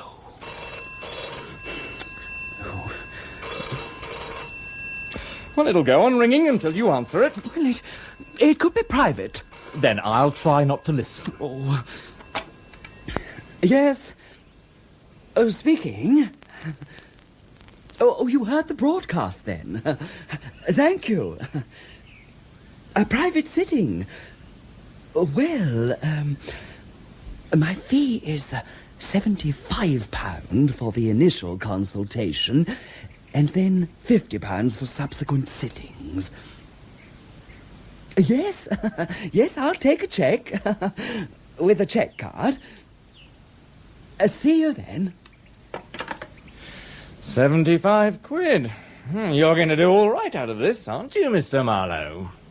You make money out of being a professional policeman. I am a professional clairvoyant. Don't compare your profession with mine, Mr. Marlowe. I looked up the word clairvoyance in my dictionary. Do you know what it said? The alleged power of seeing absent persons and objects. I have the precious God-sent gift of second sight. The press have gone now, sir. You don't have to keep up the pretense. Fake, am I? You'll grovel and eat those words, Inspector. Will you agree to a test? What sort of a test? One that will provide irrefutable, unassailable proof of my genuine powers. One of your unsolved cases. You've been looking for a man called Raven. Michael Raven? What about him? You can't find him. But let me visit his home, soak in the atmosphere, touch articles he has touched, speak to people he was close to. My gift will locate him, wherever he is. Is that a fair test? Or would you say I faked it? Killed him and buried him so that I could claim credit for finding his body. His body? Is he dead then? I don't know. I sense he is not far from here. But alive or dead, I can find him. Surely we're capable of solving our own cases without calling in these cranks. What do you think, Sergeant? Well, we did get Lord Crombie's stuff back through Marlowe, sir. Not through clairvoyancy. He knew it was there. There's something very fishy about that robbery. How do you mean? Excuse me, sir. Oh, we're busy, Jarvis. Can't it wait? I don't think so, sir. Message for the inspector. The hospital? No, forensic. They've identified those fingerprints on his lordship's silver. They belong to Sammy Ladbury. Sammy? Well, well, well. What's the name of the bloke he always works with? Freddie Wood. That's right. Wood and Ladbury. Right pair of tearaways. Put out a call. I want them brought in. Already done, but I thought you'd like to know. Well, well, well. Should I know these two? Not socially, sir.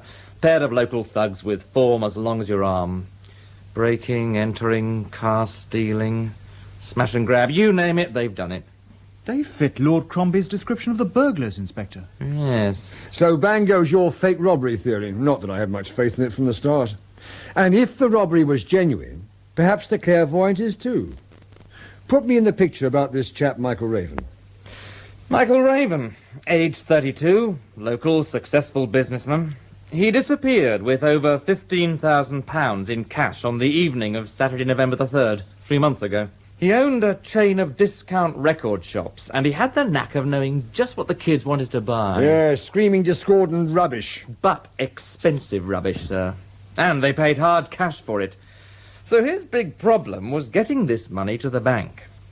Now, Raven took it upon himself to go around all his shops late Saturday evenings and collect the takings, which he deposited in a night safe. The day he disappeared, he was carrying a total of something over £15,000 from his 4 local shops. 15,000? And this was just one day's takings? Yes. The record business pays nearly as well as clairvoyancy. He called on the last shop a minute or so after 7:30. He hasn't been seen since. And did the money reach the night safe? No, like Raven, the money hasn't been seen either. Presumably he was driving a car. We found the car, abandoned near the railway station. Ah. It's not that easy, sir. The railway staff knew him. Now, they are positive he never caught a train that night. We combed the area, did a thorough search. Nothing. Could he have just made off with the money? He could have done, but why stop at 15,000? He could have drawn a hell of a lot more than that from his bank. He was happily married. His business was booming, and as far as we know, he had no worries. So why do a bunk? It could be robbery with violence. That's high on my list of possibilities, yes, sir. When was he reported missing? About 10 o'clock Sunday morning. The next day? He never returned home that night, yet his so-called loving wife waits until the following day to report it to the police? Oh, she didn't expect him home on the Saturday, sir. They've got this weekend cottage on the coast.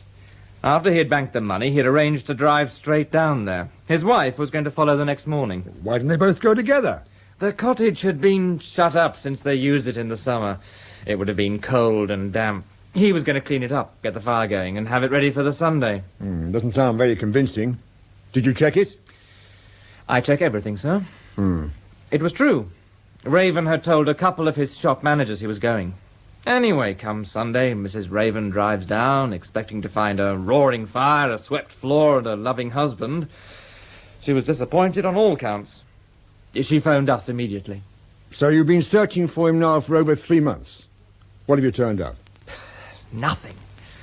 Not a solitary clue, not a single lead. He's vanished.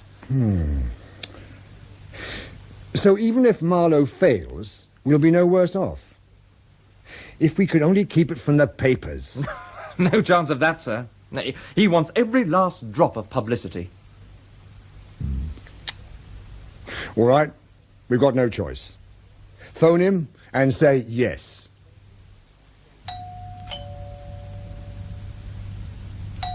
All right, I'm coming. Yes? Hello, Mrs. Raven. Inspector Ford. Any news? Have you found him? Nothing fresh, I'm afraid. Do you think we could come in? Yes, of course. This is my colleague, Detective Sergeant Clark. In here. Please, sit down. Can I get you some coffee? No, thank you. You've heard nothing, I suppose, Mrs. Raven? No. I didn't think you'd keep it from us. Cigarette? I don't smoke, thank you. You used to? Oh, I've given it up. Good for you. I only wish someone else had. Cigarette, Sergeant. Thank you, sir. The ever-grabbing hand. How is Mrs. Ford? Has she had her baby yet? Oh, you remembered. No, not yet. I think it's hanging on until the weather improves. But any minute now, actually. I'm very happy for you. Thanks. Mrs. Raven, do you happen to know a character called Marlowe? He's a clairvoyant. A clairvoyant? No. Should I? Well, he thinks he'll be able to help us find your husband. But I should warn you, his methods are... well, they're hardly orthodox. We'd like to try an experiment. I'll try anything to get Michael back. Anything. In here, Mr. Marlowe. Happy home, I sense it. Mrs. Raven? Yes. My name is Marlowe. Trust me, I can help you. Will you get my husband back? I can't promise that. He may not want to come back. He may not be able to come back. But wherever he is, I'll find him. Give me your hand. My hand? Trust me. Thank you. Contact is important. Yes, you're an excellent subject. You were very close to your husband. Very close. I sense you've been looking for something of his. Something small. Something to do with an object in this room. This very room. Why, yes. Please don't say anything. Just concentrate. Small. A metal. A key. Wow, that's amazing. I've been trying to open my husband's deed box. That box. You're looking for the spare key. Your husband took the only other key with him, but he hid the spare for safety. Hid it in this room. That desk. He sellotaped it to the underside of that desk. Oh, take a look, Mrs. Raven. No, you stay here, Mr. Marlowe. If he sellotaped it here, he would have told... It's there, isn't it? Yes, it's here. Have you ever been in this room before, Mr. Marlowe? To plant the spare key under the desk, you mean? No. I haven't even been in this house before. Try it in the deed box, Mrs. Raven. It'll fit. It does. I don't understand. There is much in this life that we don't understand. You're an excellent subject. You and your husband were very close. We are very close, Mr. Marlowe. Anything in the deed box that might help us? No, some old checkbooks and the weekly sales figures for the shops. May I see? Turnover's down a bit. It always is after Christmas. Did you do a good Christmas trade? Look for yourself. Would Michael have walked out with a mere 15,000 when we had that sort of money coming in? Doesn't make sense. And you're sure there was no other woman? As sure as any wife can be. There was no other woman. Well, how do you know? I just know. Can we make a start? What do you want me to do? Nothing. Your presence is enough.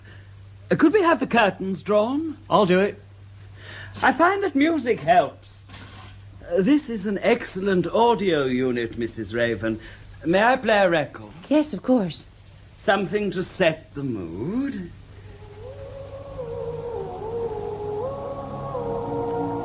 This, I think.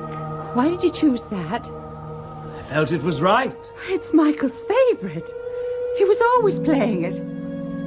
Good. You won't mind if I move this coffee table closer to the fire? Pull the chairs around it? Sit next to me, Mrs. Raven. The sergeant and the inspector there. Turn out the light, Sergeant. I can't stand the dark. It's necessary. There'll be sufficient light from the fire. You see? Now, please join hands. This isn't a seance, is it? Just gently touch the hand of the person next to you. Complete the chain. Good. Now we can relax and listen to the music. Michael's favorite music. Where are you, Michael? Why is it so cold? I'm freezing. Cold? We're right in front of the fire. Oh, tell him to stop. I'm frightened. All right, Marlowe. Pack it in. Anne, help me. Help me, Anne. That's Michael's voice. Anne. Answer him. No! Why is it so cold in here? The cold. They left me to die in the cold. Die? What's he talking about? Nobody listen. Michael isn't dead. He's alive. He's coming back to me. Get him out of my house. Get him out. So she slung you out, Harry? Well, let's just say we beat a hasty retreat. What have you got there? Well, we dug up some gin on Marlowe. Old newspaper cuttings. Show me. Ah, have a look at this, Sergeant. Professor Zodiac, Master of Mystery, Hippodrome Theatre. Zodiac is Marlowe. He used to tour the halls with this mind-reading act. A stage magician. Yeah, I knew he was a phony. Then how did he find that key? No, I don't know. I'll tell you something I do know, though. Did you notice Mrs. Raven was pregnant? If she was, it didn't show. Yeah, there's other ways of knowing. She stopped smoking. She used to smoke like a chimney. My wife was exactly the same. Well, my father stopped smoking, Harry, but he's not pregnant. Very hilarious, Sergeant. So, we're going corpse hunting. Corpse hunting? It's Marlowe's idea. We've borrowed Raven's car, and we're going to drive over the exact route Raven took on that last fatal night. According to Marlowe, this should let his psychic senses get a sniff of the buried body and lead us straight to it. All this mumbo-jumbo, it's ludicrous. When is this mobile seance going to take place? Later tonight, when I get back from the hospital.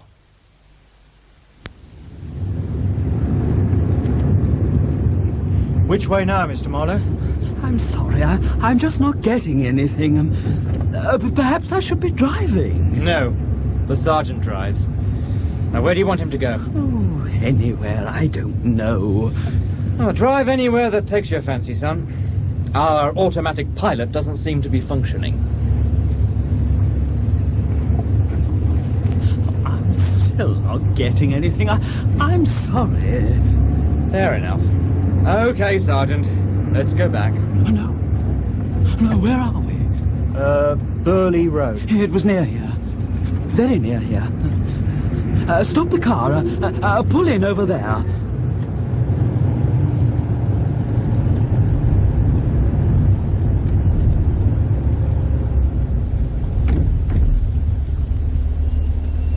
Well? This is where Raven parked the car. The last shop he called at. It's near here. It's just round the corner. Yes, he parked the car, and they were watching him. I must get into the driving seat. All right, Sergeant.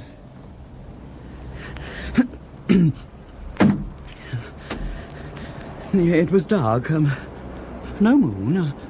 Just like tonight. Raven got in and closed the door. He put the bag with the money on the passenger seat and started the engine. So cold. So cold. That's the lot. Next up the bank and then off to the cottage. Is it safe to let him drive, sir? No. Get ready to take over. I sense danger. Behind me. No one's following. Look, the sooner I get this lot to the bank, the better. I must drive faster. Careful, that light was red. Get ready to take over the wheel, Sergeant. I don't think he's with us. What is it? There's someone crouching in the back of the car. Hiding. Something hard pressed to the back of my neck. Don't turn around, Mr. Raven. It's a gun. And I'm very nervous. Pull over into the curb.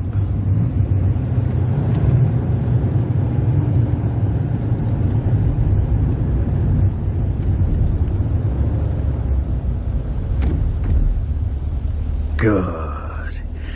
If it's the money you want, it's there. Take it and go. He's out cold. Mr. Marlowe? Let me... Marlowe, wake up. Oh, my head. Oh, my head. He hit my head. No one hit you. The blood. My head smattered with blood. There's no blood. Now pull yourself together. This is where it happened. This is where Raven died. Here. You mean in the car? They hit him too hard. They? Two men, youngish, long hair. One hiding in the back, the other waiting here where we've parked. They didn't mean to kill him, only rob him. They hit him too hard. The air still vibrates and screams with their panic. Can't you feel it? They had to hide the body. They buried it. Where? Let me drive. I'll show you.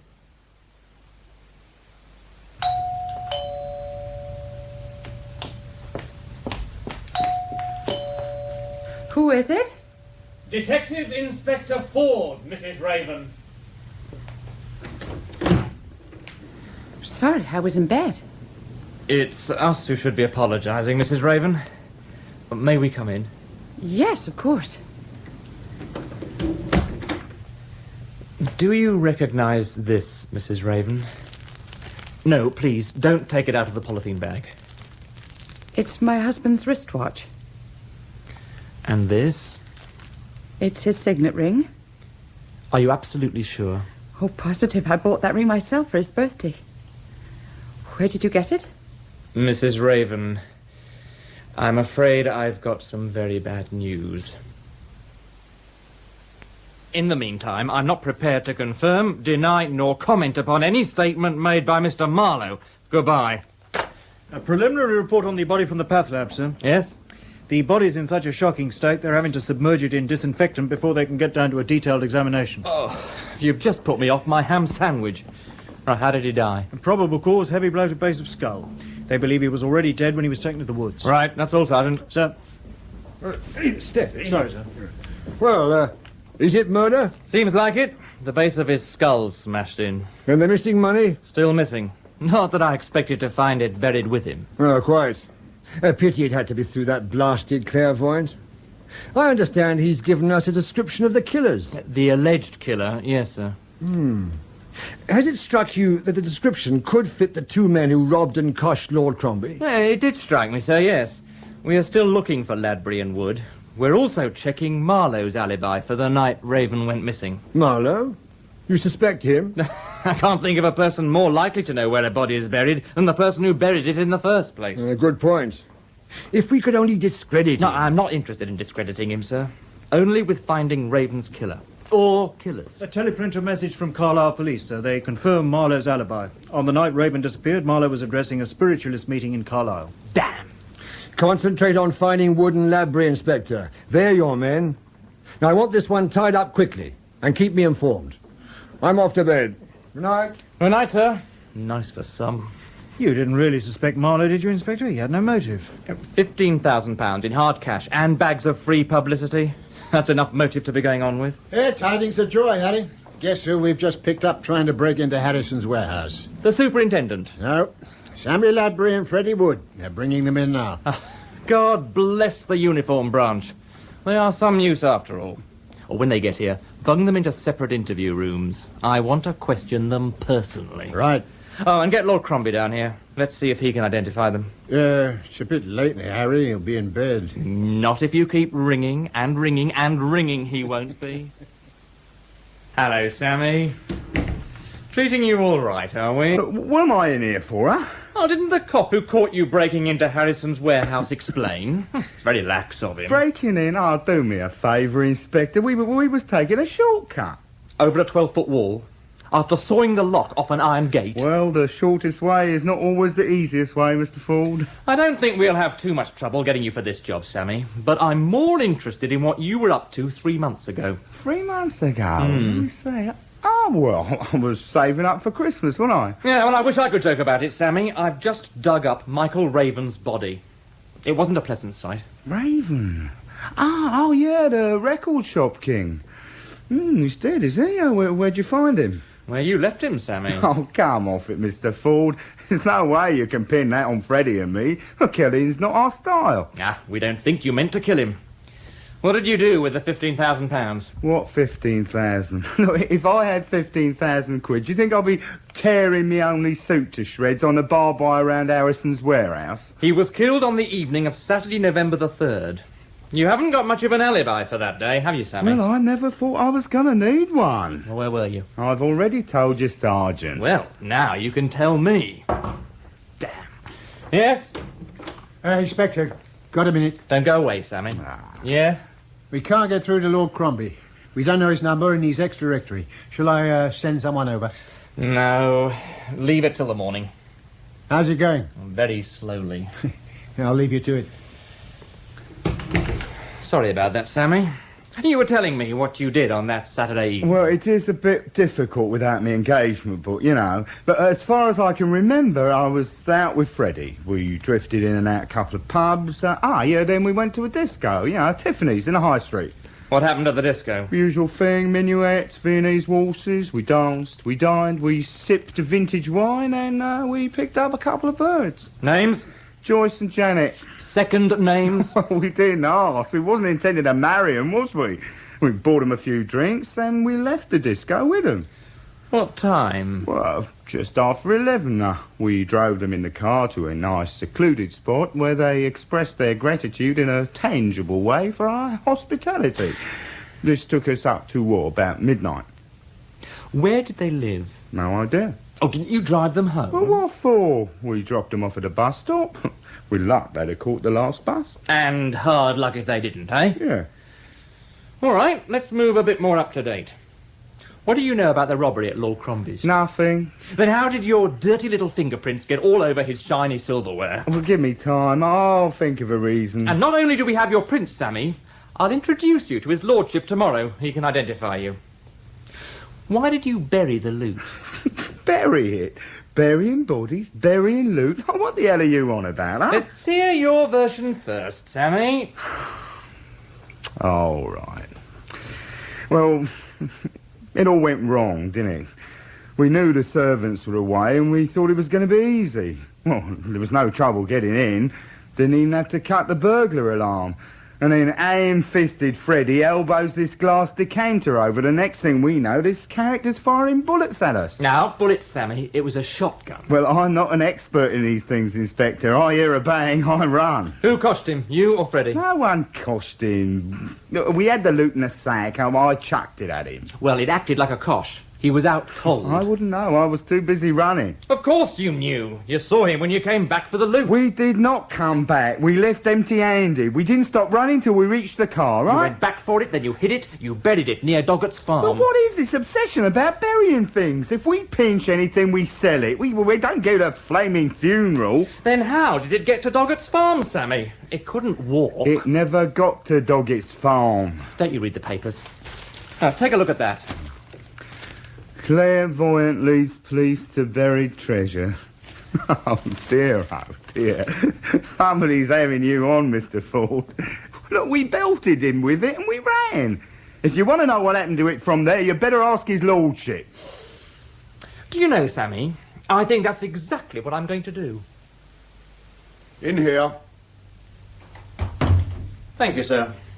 I hope I haven't got you out of bed, my lord. Of course you've got me out of bed, man. It's 20 to 8 in the morning. I hope it's important. I hope so too, sir. Do you know a man called Michael Raven? Raven? Isn't he the missing businessman? Well, I know of him, of course, but I never met him. Not one for pop records, then, sir. What about his wife, Mrs. Anne Raven? Do you know her? No. Should I? Well, she's worth knowing, sir. It's just that we found Raven's body last night. Our mutual friend, the clairvoyant, led us straight to it. This chap, Marlowe? The same. Silverware, bodies. It's all grist to his mill. How did we ever manage to find things without him? Oh, I've got some good news. We've caught the two men who nicked your valuables. Oh, that's splendid. You're sure they're the ones? Oh, I will be when you've identified them. Well, I couldn't identify them, not for certain.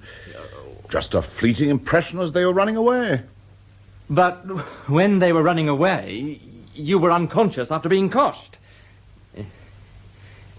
Don't fret yourself, sir. We don't really need your identification. They've kindly obliged us by confessing. Well, I've got the stuff back, so I can afford to be generous. I won't press charges. No, you're too forgiving, my lord. It does you credit. Why did you tell us they ran off with the stuff, sir? They left it behind. Well, if they say that, they're lying. Someone's lying. How did it get to Doggett's farm? They took it there. No, sir. You did. And then you told Marlowe exactly where you'd hidden it, so he could do his act and pretend to locate it for us. Well, why on earth should I do that? I don't know Marlowe. Never even met him. No, leave it, sir. It'll be for me. Ford.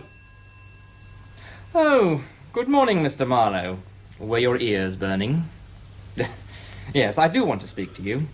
There's been an important development. Is the officer who asked you to phone me handy? You will put him on, please. Constable Kilburn, take Marlowe to the station and hold him until I arrive. And if he doesn't want to go voluntarily, take him anyway. Sorry about that, sir. Strange. You solve one mystery, you get another. What do you mean? Well, you've got an ex-directory telephone number. Even the police don't know what it is. And yet, when I ask Marlowe to phone me here, he dials it without hesitation. An example of second sight, do you think? There are ways of obtaining ex-directory numbers, you know. Yes, sir. And the easiest way is for the person whose number it is to tell it to you. I don't know what you're talking about. I'm talking about the robbery. Or after the robbery. You hide the loot. Tip off Marlowe so he can find it for us. You give us a genuine description of the actual crooks, never dreaming they left fingerprints behind so that we could trace them and get their version of what happened. You accusing me of being involved in a conspiracy to deceive the police? I couldn't have put it better myself, sir. Are you saying I wasn't robbed? That I faked it? Oh, no, sir. The robbery was genuine, I grant you that.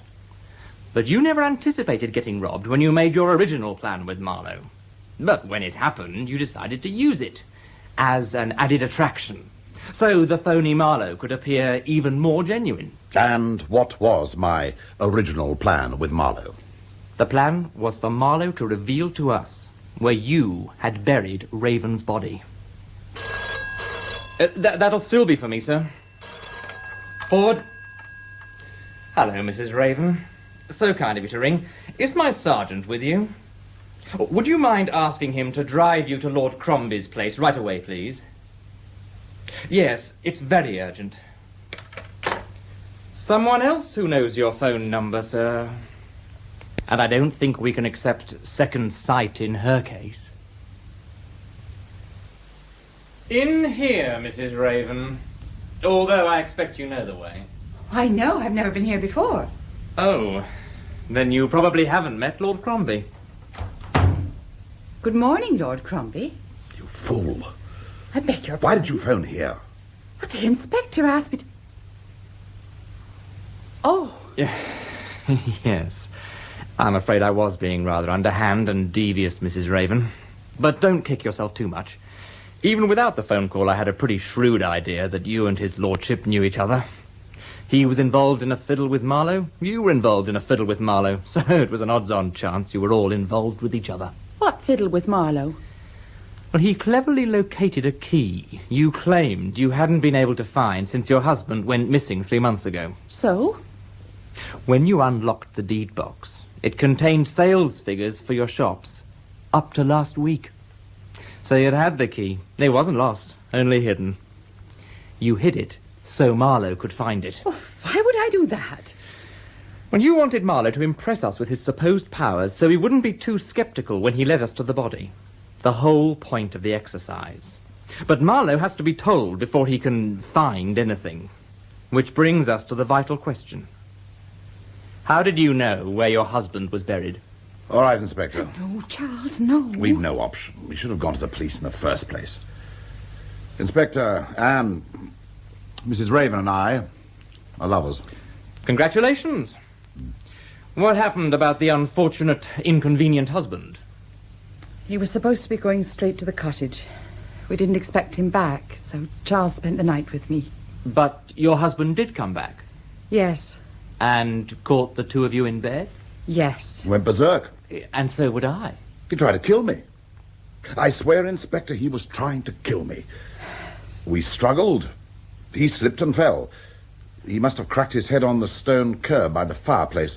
At first, we thought he was only unconscious. Yes. But he was dead. We didn't know what to do. So you took him away and buried him? Yes. No one knew he'd come back. The next morning I drove to the cottage as if I expected him to be there. And that's when I phoned the police. Well, you hid him very well.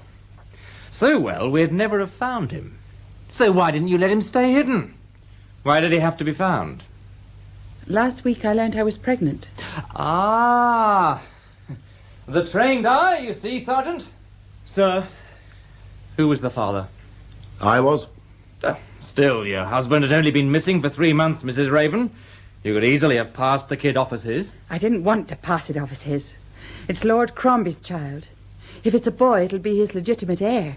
Only if you were married. We want to get married. I see. You couldn't marry until your husband was officially declared dead. And the body was too well hidden to be found accidentally. We'd read about clairvoyants finding bodies for the police. We took a chance and asked Marlowe if he'd been prepared to help. What was his price? £500. And the publicity. Yes, he likes publicity. He's going to get a lot more. But not the sort he's after. So you're here at last, Inspector. Why am I being held? You're the clairvoyant, Mr. Marlowe. You tell me. Shall I give you a little clue? Your starter for 10. Lord Crombie and Mrs. Raven have made statements. They've told us everything. I was only trying to help them. Of course you were. All you wanted was 500 quid, the publicity, and the chance to pretend you were genuine and not a cheap little fake. I am genuine. I found that girl. I told them where to look. I have the gift. The genuine gift. It's just that people expect me to turn it on to order. I can't do that. Sometimes I have to pretend. I have to use trickery. Sometimes. Always. You think so? You really think so? Bad news. There'll be bad news from the hospital, Inspector. What? Bad news. Very bad news. Don't try to frighten me with your phony magic act, Marlowe. It won't work. That's the hospital on the phone now. The ward sister. Come on. If I'm a cheap little fake, what are you waiting for? Why don't you answer it? Clark! Sir? Answer that bloody phone! Yes, sir. Yes? It's the hospital. I told you, Inspector. I see. Yes. I'll tell him. Well? Our boy, sir. Mother and baby doing well. You little swine. I'm genuine, Inspector. But sometimes I have to pretend. Get him out of here. Get him out!